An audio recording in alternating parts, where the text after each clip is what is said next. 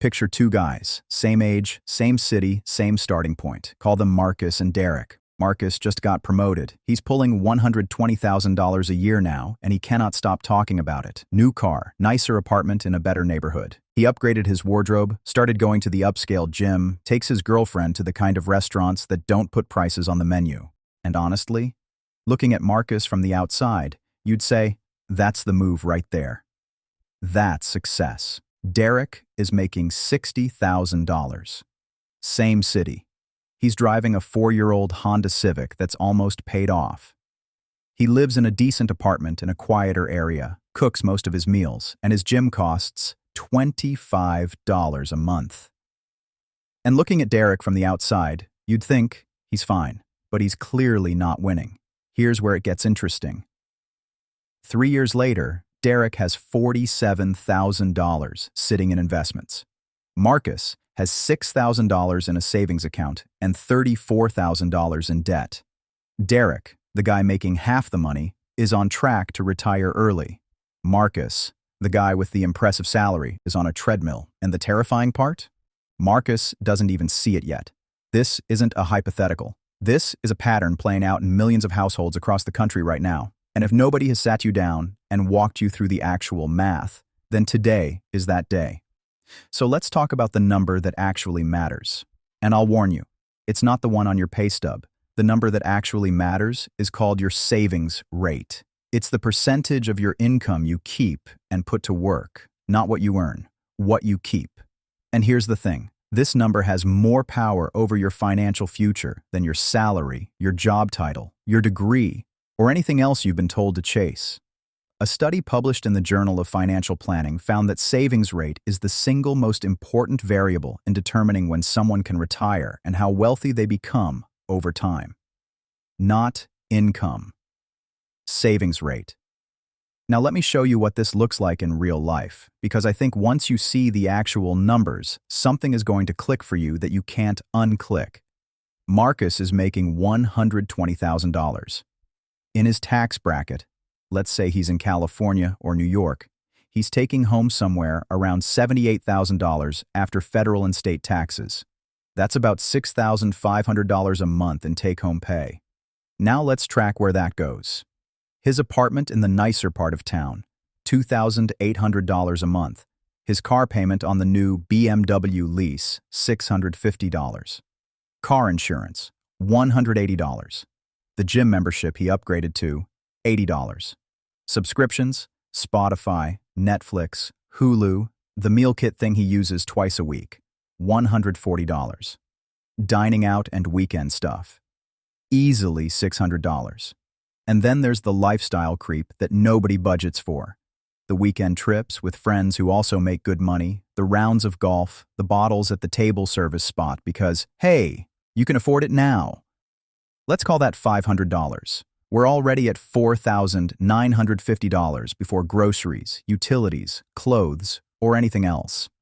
By the time Marcus looks at his bank account at the end of the month, he's maybe saving $400 on a $120,000 salary. That is a savings rate of less than 1% of his gross income.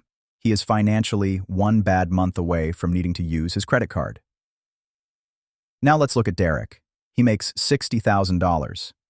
In the same state, after taxes, he's taking home around $42,000 annually, about $3,500 a month. His apartment? $1,200. Car payment? $0. The Civic is almost paid off. Insurance? $90. Gym? $25. Subscriptions? $40. Groceries and cooking at home? $300. Going out? He still goes out. He's not living in a monastery. $200 a month. Total monthly spend, roughly $1,855. He's saving and investing $1,645 every month. That's a savings rate of about 47% of his take-home. 47% versus less than 1. That is the ball game. That is the whole thing. And once you see it, it's like someone turned the lights on in a room you've been stumbling around in for years. If you're enjoying this content, a sub goes a long way. All right, back to it. Here's a metaphor I want you to hold on to. Think of your income like a bucket of water, and think of your expenses like holes in that bucket. Marcus has a giant bucket, but it's riddled with holes. Water pours in at the top, but it pours out just as fast. Derek has a smaller bucket, but he's plugged most of the holes. His bucket fills, and eventually, with enough time and compound growth, Derek's smaller bucket holds more water than Marcus's will ever hold. Because here's the math that should keep you up at night if you're living like Marcus. According to research by Vanguard, the average long-term return of a diversified stock market portfolio over the last 30 years has been approximately 7% annually after adjusting for inflation. If Derek invests his $1,645 a month at that rate, he has just under $500,000 in 10 years. In 20 years, that number crosses $1.8 million. In 30 years, he's passed $5 million. Marcus, saving $400 a month? 10 years, $69,000. 20 years, $248,000. 30 years, $493,000. He retires at 65 with roughly what Derek built in the first decade, on half the salary. Let that land. And look, I know what you're thinking. You're thinking, but Derek is miserable. He's sacrificing his whole life. He can't do anything. And I want to push back on that hard, because it's the story we tell ourselves to justify spending, and it's not based in reality. Derek isn't miserable. Derek has just learned, either from experience or from being smart enough to actually run the numbers, that most lifestyle upgrades don't do what we think they're going to do. There's a concept in behavioral economics called the hedonic treadmill. It was studied extensively by psychologists Philip Brickman and Donald Campbell, and the core idea is this. When we get something we've been wanting, whether it's the nicer car or the better apartment or the new clothes, we experience a spike of happiness, and then we return to our baseline. The car still feels exciting for about 3 months. Then it's just the car. The apartment feels amazing for a few weeks. Then it's just where you live, and then you want the next thing. This isn't a character flaw, it's wiring. Your brain is literally designed to adapt to new normals and then resume wanting more, which means you are on a conveyor belt that never stops unless you consciously decide to step off it. Marcus stepped onto the conveyor belt the moment that raise hit his account. He adapted to every upgrade within weeks and now needs all of it just to feel neutral. He isn't happy, he's just busy. There's actually a landmark study from Princeton University, the one conducted by the late Daniel Kahneman and Angus Deaton, that looked at income and happiness across thousands of Americans. What they found was that emotional well-being essentially stopped increasing at around $75,000 in annual income. That doesn't mean more money is bad. It means that beyond a certain threshold, the additional income stops translating into additional daily happiness, and most people spend decades chasing a feeling that the money was never going to deliver anyway.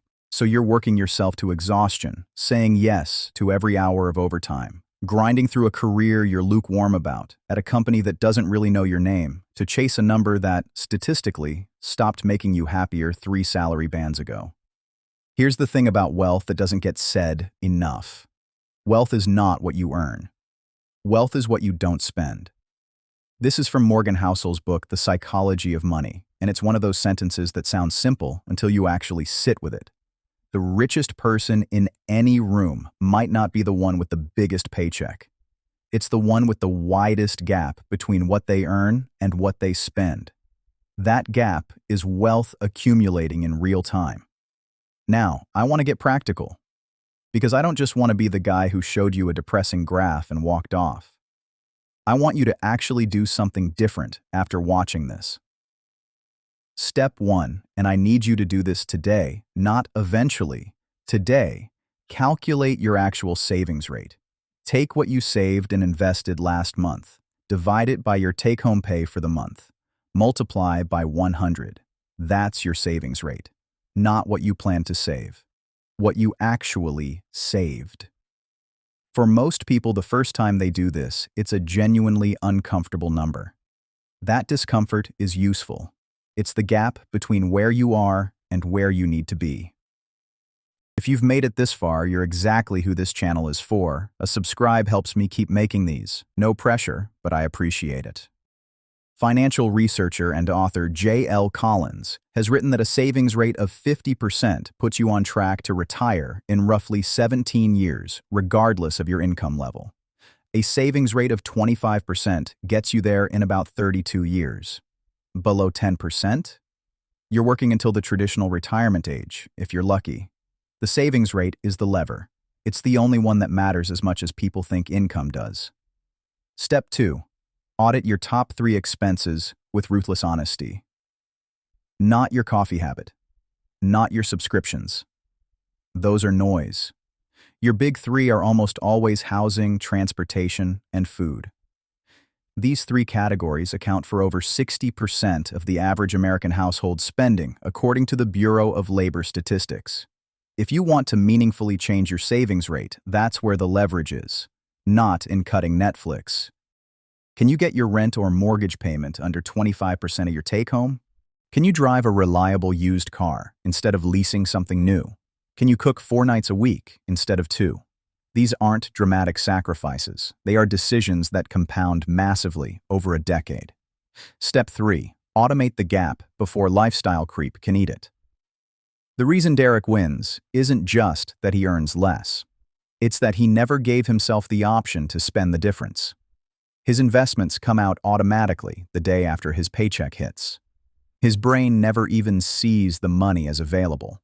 Marcus, on the other hand, sees the full paycheck, feels wealthy, spends accordingly, and tries to save what's left over. There's never anything left over. Pay yourself first is one of those phrases that sounds corny until you understand the psychology behind it. When you automate investing before you budget the rest, you remove willpower from the equation entirely.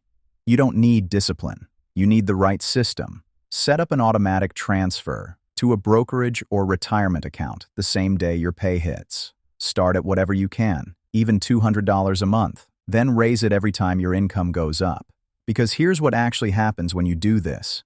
As your income grows, your lifestyle doesn't. Your gap widens. Your investments compound faster. And one day, maybe 10 years from now, maybe 15, you look up and realize you have choices. Real choices. Not just which subscription to cancel or whether you can afford the vacation. I mean choices about whether you keep working for this employer, whether you start the thing you've been putting off, whether you take 6 months to do something that actually matters to you. That is what financial independence looks like in practice. Not a number. A choice.